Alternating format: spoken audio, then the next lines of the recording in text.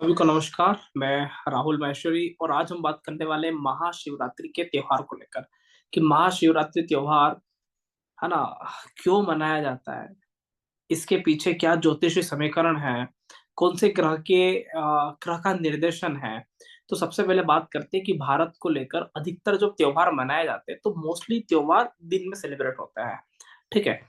लेकिन दो त्योहार मोटे तौर पे रात में सेलिब्रेट होते हैं। एक होता है जन्माष्टमी, है ना, रात की 12 बजे हैप्पी बर्थडे मनाया जाता है भगवान श्री कृष्ण का। और एक होता है ना, महाशिवरात्रि। शिव तो अजन्मा है ना। इस दिन भगवान, ऐसा कहते हैं कि इस दिन भगवान शंकर ने सृष्टि का उत्पत्ति किया था। इस दिन भगवान शंकर का माता पार्वती से, गौरी से विवाह हुआ था। तो है ना, रात्रि के लिए है ना ये त्योहार मनाया जाता है। अब प्रश्न, दो प्रश्न है। पहला प्रश्न ये कि भारत में सारे त्योहार दिन में मनाए जाते हैं, सिर्फ कृष्ण का और ये महाशिवरात्रि, है ना, मोटे तौर पे ये त्योहार रात्रि में मनाए जाते हैं। दूसरा कि जब हमें पता है कि हम सूर्योदय को लेकर बहुत अच्छी अच्छी बात करते हैं कि भाई सूर्योदय के बाद अच्छा होता है या शुक्ल पक्ष अच्छा होता है, लेकिन ये त्योहार कृष्ण पक्ष में क्यों आ रहे हैं, है ना, इनके पीछे कृष्ण पक्ष का क्या क्या लॉजिक हो सकता है। तो ये सारी बातें समझने की कोशिश करेंगे, ज्योतिषीय दृष्टिकोण से समझने की कोशिश करेंगे और क्या महाशिवरात्रि में क्या विशेष है ना हो सकता है। तो सबसे पहली बात कि महाशिवरात्रि के दिन सृष्टि का उत्पत्ति हुआ था ऐसा कहा जाता है। अब प्रश्न ये है कि उत्पत्ति कहाँ पे होता है और कैसे होता है। जब भी हम बात करते हैं कि जीवन में सृजन का, जब भी कुछ नई चीजें इन्वेंशन होती है तो बड़ा आपको आश्चर्य लगेगा कि कुछ भी नई चीजें इन्वेंशन कभी भी प्रकाश में नहीं होती। कभी भी कोई भी नई चीज का अगर आविष्कार होना है तो कभी भी प्रकाश में नहीं हो सकता। उसके लिए अंधकार होना आवश्यक है। कुछ भी चीजें खोज होती है, रिसर्च होता है, शोध होता है, तो जीवन में अंधकार होना आवश्यक है। फॉर एग्जाम्पल कि अगर एक व्यक्ति बहुत खुश है और एक व्यक्ति बहुत दुखी है, तो स्वाभाविक रूप से जो दुखी, जो जिसके मन में अंधकार है, जो दुख प्रकट हुआ है, जिसके कारण से दुख हुआ है, वह व्यक्ति ज्यादा रिसर्चर हो सकता है, ज्यादा चीजों को खोज कर सकता है, वो ज्यादा अच्छे से चीजों को समझ सकता है ना। जो व्यक्ति जिसने जीवन में कभी दुख देखा ही नहीं, वह व्यक्ति कभी भी ओरिजिनल खुशी का भी महत्व नहीं समझ सकता है। तो सिर्फ वो खुशी को ही जानता है। जिसने दुख का, अंधकार का लेश मात्र भी अनुभव नहीं किया है, तो वह व्यक्ति खुशी का क्या अनुभव कर पाएगा। जैसे ही बात करते हैं कि अगर कोई व्यक्ति गरीब है और कोई व्यक्ति अमीर है, बचपन से कोई व्यक्ति अमीर निकला, अमीर ही रहा, तो अमीर वाला व्यक्ति कभी गरीबी के दर्द को नहीं समझ सकता। उसको पता ही नहीं कि गरीबी क्या होता है। जो व्यक्ति गरीब अंधकार से निकला है और जब वो व्यक्ति अमीर बनता है, तो वो व्यक्ति हमेशा से गरीबी के दर्द को समझता है, हमेशा से वो अंधकार के दर्द को समझता है, हमेशा से वो नेगेटिविटी को वो समझ रहा है कि मैंने क्या क्या अपने जीवन में अनुभव किया। तो महाशिवरात्रि का त्योहार, जहां पर सृष्टि का उत्पत्ति होता है, जहां पे क्रिएशन होता है, तो एक चीज हमें ये बहुत अच्छे से सिखाता है कि जब भी क्रिएशन होती है तो वो हमेशा अंधकार में या हमेशा बेड टाइम में होता है। बुरे समय में व्यक्ति कुछ भी नया शोध करता है, नया कार्य करता है, अच्छे समय में व्यक्ति नहीं कर पाता। इस बात का ध्यान रखना। जब भी नया सृजन होता है तब व्यक्ति को बुरे फेज से गुजरना पड़ता है। महाशिवरात्रि का त्योहार सबसे पहला संकेत हमें यही देता है। तो जिस भी व्यक्ति के पास नेगेटिव टाइम है, नेगेटिव समय चल रहा है, बुरा समय चल रहा है, तो आप इसको बहुत अलग एंगल से ले सकते हो कि ये एक अपॉर्चुनिटी है कि अब इस बुरे टाइम को कैसे एक नए और कैसे एक अच्छी सृजनात्मक दृष्टिकोण से कन्वर्ट किया जाए, कैसे हम अब इसको एक नई तरीके से समझने का प्रयत्न करें।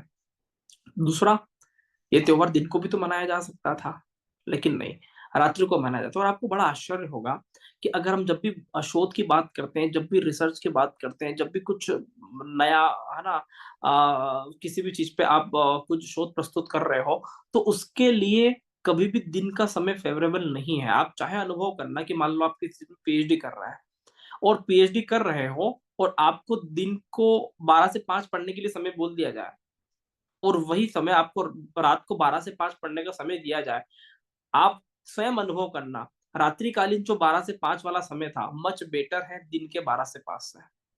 चीजें क्लियर हो रहा है। तो कुछ समय का बहुत फर्क पड़ता है कि हम क्या कर रहे हैं। और महाशिवरात्रि अपने आप पर एक बहुत बड़ा शोध करने का दिन है, शोध करने की रात है कि आप स्वयं के नेगेटिविटी पे शोध करें, स्वयं के दुख दर्द पे शोध करें, आप वहां से क्या निकाल सकते हो, क्या मंथन कर सकते हो। और जितने भी मंथन होते हैं वो सारे मंथन रात को होते हैं। भगवान श्री कृष्ण को आप देखिए, अनुभव करिए, रात्रि में पैदा हुए, है ना, जितने भी मंथन करते थे वो रात को करते थे। ठीक है ना, जेल तोड़ दिया, ठीक है, मायावी शक्ति का प्रयोग कर लिया, ठीक है, हर तरह की क्रिएटिविटी, हर तरह की कला, हर तरह की सृजनात्मकता रात्रि के अंदर क्रिएट होता है। नहीं समझ में आता, बहुत प्रैक्टिकली इस चीज को समझते हैं कि अगर हम दिन में चल रहे हैं कहीं पर भी तो वहां पे हमें सब कुछ साफ साफ दिखता है। ठीक है, अगर हम रात में चल रहे हैं तो वहां पे हमें कुछ भी साफ साफ नहीं दिखता, लेकिन कुछ कुछ चीजें बहुत शोधपूर्ण, है ना, तरीके से हम उस वहां पे हम चीजों को समझ सकते हैं कि यहाँ पे ऐसा दिख रहा है, यहाँ पे कुछ, है ना, चमक रहा है। ठीक है, दिन में मान लो कोई हीरा पड़ा हो, कुछ दिखेगा? नहीं दिखेगा। रात में जाते हैं, अंधकार है और एक छोटी सी जगह कुछ चमक रहा है, तो वहां पे हमें समझ में आया कि ये है ना, ये पॉइंट है और यहाँ पे कुछ सीखने को मिल रहा है, यहाँ पे कुछ समझने को मिल रहा है। तो हमारे जीवन में भी दिनों रात के जैसा है ना, दिन में हम अपनी अच्छाइयों को अपनी टारगेट नहीं कर सकते हैं, लेकिन रात्रि के समय हमें हमारी हर तरह की अच्छाइयाँ टारगेट हो दिख जाती है, हर तरह की पॉजिटिविटी हम उसको बिल्कुल देख सकते हैं। हमारे अंदर बहुत सारी नई नई चीजें, सृजनात्मक चीजें हैं, उस पर शोध कर सकते हैं। ठीक है, तो रात्रि का समय बाय डिफॉल्ट किसी भी तरह से शोध करने के लिए, रिसर्च करने के लिए, मंथन करने के लिए, ठीक है, और हाँ, बुराइयों में एक अच्छाई का जो एक चमक होता है उसको ढूंढने के लिए बहुत आवश्यक है। रात्रि के समय आप बहुत सारी बुराइयों में से एक अच्छाइयों को निकाल सकते हो। ठीक है, ये रात्रि का टाइम होता है, ये शिवरात्रि का टाइम होता है। ठीक है, इसको ज्योतिषीय दृष्टिकोण से क्या बोलते हैं, तो ज्योतिषीय दृष्टिकोण से भगवान शिव शिव का जो स्वरूप है उनको बोलते हैं भूतादिक संज्ञे, भूतों के साथ रहता है ना। पास्ट काल बोलते हैं, अगर हम बात करेंगे त्रिदेव थ्योरीज है, तो मैं हमेशा क्लास में पढ़ाता भी हूँ कि तीन तरह के सिद्धांत हैं, तीन तरह के देव हैं, तीन तरह की काल है। तो एक होता है भूतकाल, एक होता है वर्तमान काल, एक होता है भविष्य काल। तो भूतकाल मतलब भोलेनाथ है जो भूतों के संग रहते हैं, है ना। भविष्य काल मतलब ब्रह्मा है जो भविष्य का लिखते हैं, ज्योतिष शास्त्र में बोलते हैं कि ब्रह्मा ने भविष्य लिखा है। और वर्तमान काल मतलब विष्णु है जो जीवन जीने की कला सिखाता है, बार बार युग परिवर्तन के साथ, है ना, नए नए अवतार में आता है। वही राम थे, वही कृष्ण है, वही गौतम बुद्ध है, वही कल के अवतार में आएंगे। तो हमेशा, है ना, वर्तमान समय के अकॉर्डिंग चीजों को सिखाने आ रहे हैं, नए अवतार में आ रहे हैं। तो शिव क्या है?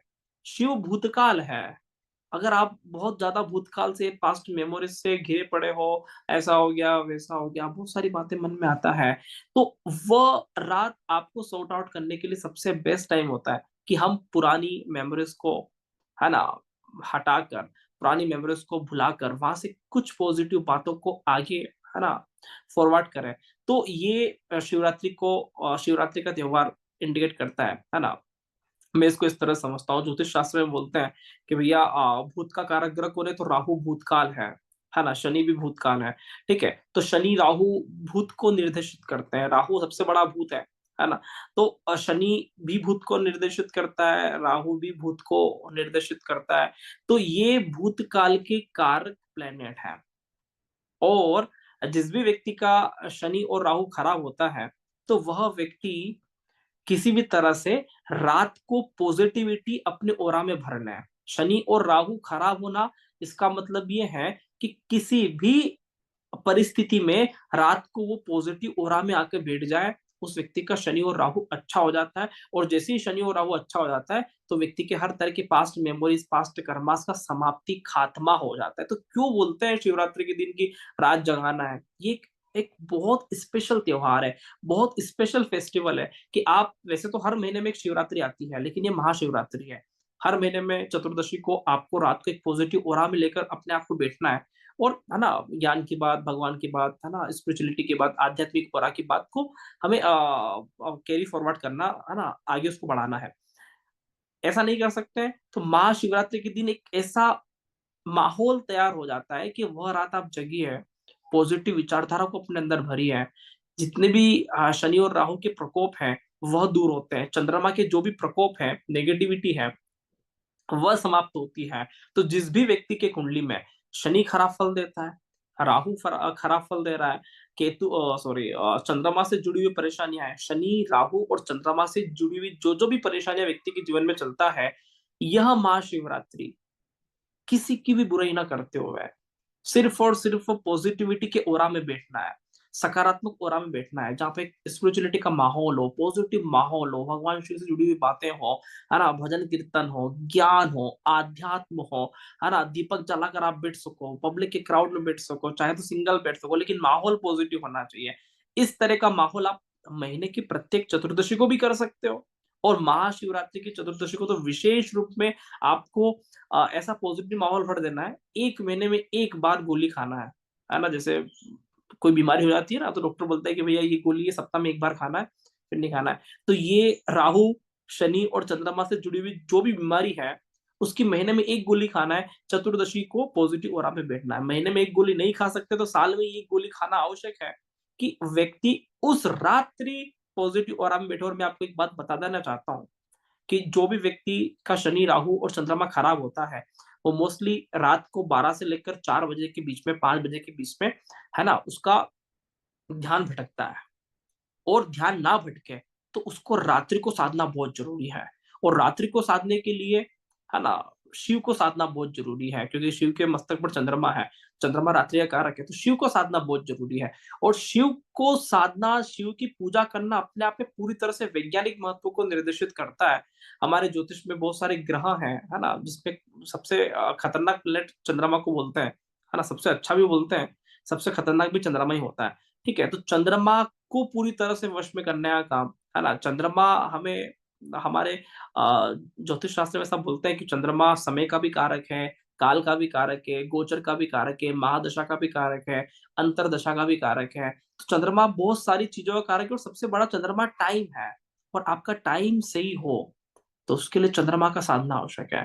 तो आप चंद्रमा, स्पेशल रात्रि जो कि चंद्रमा का टाइम है, चतुर्दशी चंद्रमा की तिथि है, इसके अलावा महाशिवरात्रि जो कि, है ना, भगवान शिव के मस्तक पर चंद्रमा है। तो इस दिन हम शनि को, राहु को और चंद्रमा को ज्योतिषीय आधार पर सही करने के लिए उस दिन हर तरह की पूजा करवाई जाती है, किया जाता है। कई लोग पूजा करते हैं, बिल्कुल करना चाहिए, लेकिन पूजा करने से पहले एक ही चीज का ध्यान रखें कि आपके मन मस्तिष्क में 100% पॉजिटिव ओरा हो। लेश मात्र भी उस दिन, उस रात्रि विशेष तौर पर किसी भी व्यक्ति का बुराई ना करें, किसी भी जगह का बुराई ना करें, किसी भी स्थिति में किसी भी व्यक्ति का बुराई नहीं करना है। सिर्फ और सिर्फ पॉजिटिव ऑरा अपने आसपास रखना है। और आपको लगता है कि पॉजिटिव ऑरा नहीं मिल रहा है, तो आप, है ना, ऐसे क्राउड में जाकर बैठ सकते हो जहाँ पे ऑलरेडी पॉजिटिव वाइब्रेशन है। बहुत फर्क पड़ता है कि हम किन लोगों के क्राउड में, किन लोगों के समूह में है ना। ऐसा बोलते हैं कि भैया सत्संग होना जरूरी है ना। व्यक्ति अकेला बैठता है तो व्यक्ति के अंदर कुछ कुछ बातें उड़ जाती है ना, डिप्रेशन में आ जाता है, तनाव में आ जाता है ना, ऐसा हो जाता है। अकेला बैठते हो बहुत अच्छी बात है, अकेले नहीं बैठ सकते तो सत्संग में बैठिए, संतों के संग में बैठिए, जो वैसी ज्ञानी महात्मा है उन्हों के संग में बैठिए, जहाँ पे वैसी पॉजिटिव माहौल चल रहा है, बिना कोई वार्तालाप के, कम्युनिकेशन के, इधर उधर की बातों को लेकर कोई बात नहीं हो रहा है, और सिर्फ भजन कीर्तन भक्ति आध्यात्म से जुड़ी हुई बातें हो रही है, कोई सत्संग चल रहा है, किसी ऐसे ऋषि मुनि के सत्संग को आप ज्वाइन कर सकते हो, उस रात में बहुत सारे लोग करवा रहे हैं। ठीक है, या नहीं समझ में आता तो आप टीवी पे लाइव देख सकते हो। ठीक है, तो ये सारी पॉजिटिव ओरा आपको उस रात्रि में भरना है, जब तक आप, है ना, जागृत अवस्था में है। तो ये सारा काम आपको करना है।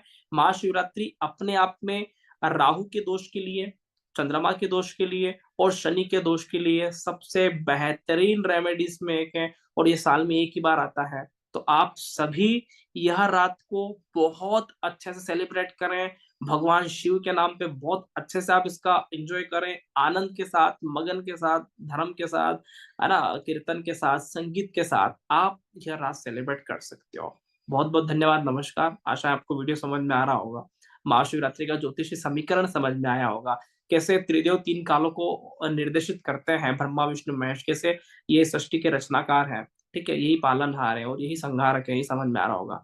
ठीक है, आपको वीडियो अच्छा लगता है आप शेयर कर सकते हैं, लाइक कर सकते हैं, सब्सक्राइब कर सकते हैं। बहुत बहुत धन्यवाद, नमस्कार।